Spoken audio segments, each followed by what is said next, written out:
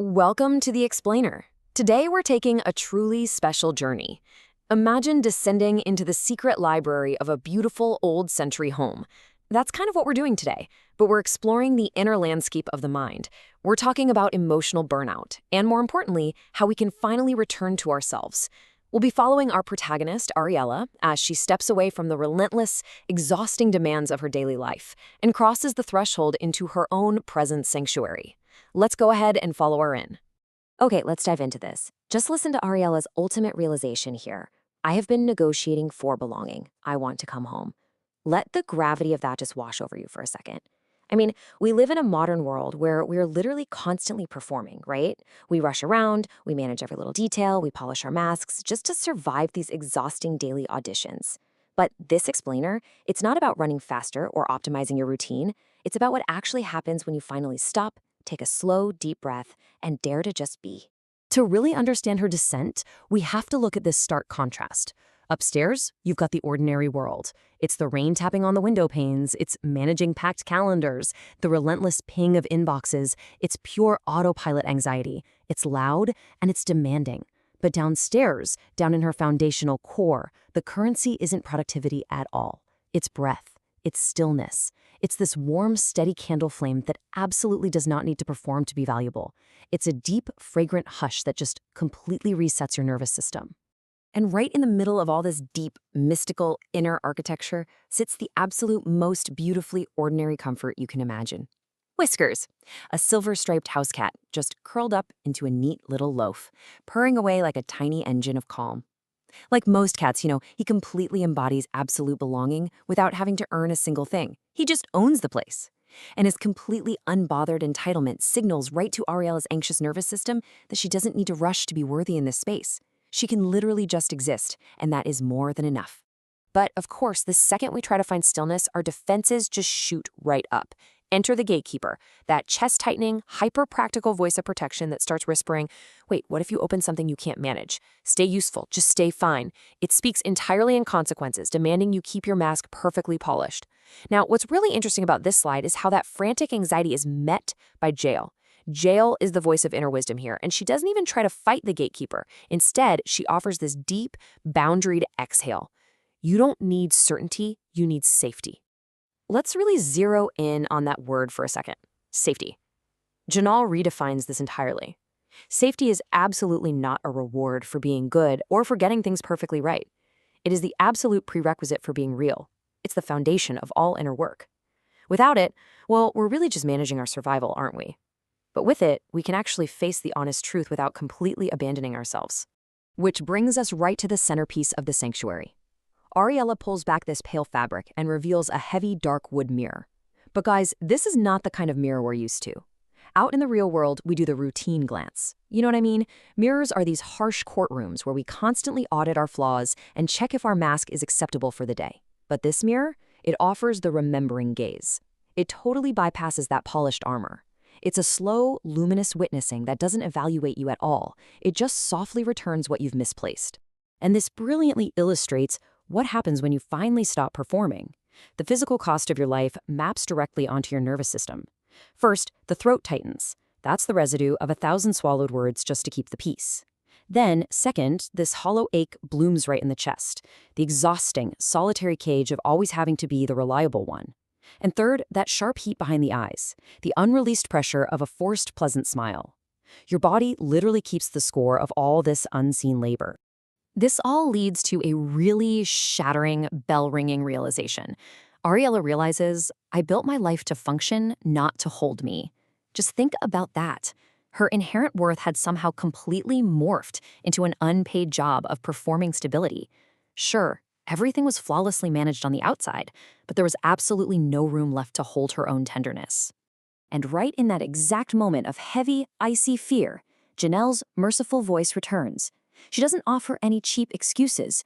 Instead, she names the pattern without a single ounce of shame. You have been negotiating for belonging. Wow, let the heavy gravity of that word, negotiating, really land for a second. She's been trading pieces of her authentic self just for stability, swallowing her truth for approval, basically normalizing self-erasure just to be easily loved by everyone else.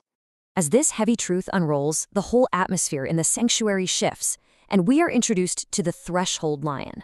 He's standing right at the edge of the light, silent, amber-eyed. And he isn't there to block her path at all.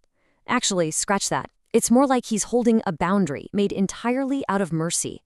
His vast, calming presence proves to Ariella that facing her truth isn't just another exhausting performance she has to nail. It's simply a safe return to herself. Anchored by this incredible safety, Ariella's tears finally fall.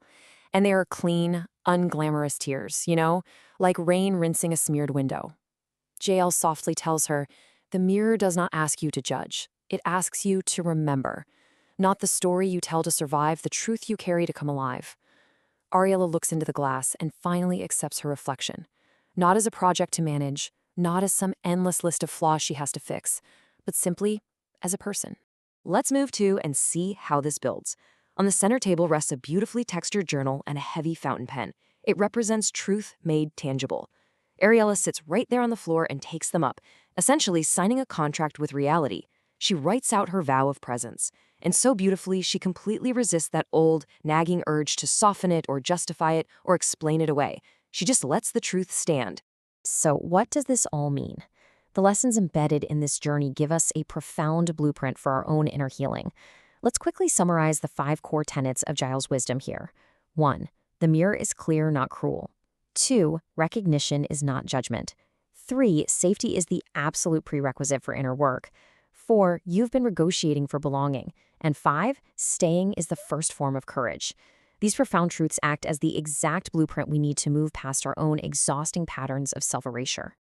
Now I want to turn this mirror directly toward you. Where do you do the routine glance at yourself? Where are you running an exhausting internal courtroom in your own head? Constantly checking your utility, checking if you look capable, rather than actually just acknowledging your humanity and telling the truth about how you really feel. Let's do a quick physical check-in right now. What does your body do when you're approaching a truth you usually try to heavily manage? Seriously, think about it. Do you feel those swallowed words tightening up your throat? Do your shoulders just automatically brace for impact? Or maybe there's a hollow ache in your chest from always having to be the reliable one for literally everyone else. Let's probe a little bit deeper here. Take a hard look at your everyday relationships and the spaces you inhabit. Where have you been negotiating for belonging? Think about the people-pleasing, the constant draining need to prove your worth, the urge to jump in and fix everyone else's crises, or simply staying quiet just to ensure you aren't an inconvenience to anyone. So the crucial point is, we really have to identify this unseen emotional labor we're doing. What feels like an unpaid job of self-erasure in your current life right now? Where is your inherent, beautiful worth morphing into a daily performance just to maintain this illusion of stability? Imagine for a second bypassing your own inner gatekeeper logic entirely. Just dropping that polished mask right on the floor. What would it actually mean for you to author your own quiet, completely unpolished vow of return? What would it mean to simply state, "I want to come home," without having to justify it, without excusing it, and without explaining it away to a single person? As Ariella finishes her journal entry, her soul feeling steady alongside that warm candle flame, she notices something else. A second pale curtain, and behind it waits a thick, dark wood fortress door with a beautifully carved keyhole. As JL softly reminds her, there are rooms within rooms. And learning the difference between hiding and holding, well, that's really just the beginning. The present sanctuary has so many more secrets to reveal, leaving us right here on the threshold, absolutely ready to unlock our own next chapter of truth. We're going to close this explainer with a final rhythm line. Consider this a vow to carry with you out of the sanctuary and back into your daily world. I do not perform my way into belonging. I return to my center, breath by breath, and I come home. Let that be the provocative thought that lingers with you today. It's time to stop negotiating. It's time to start remembering. Breath by breath, we can all find our way home.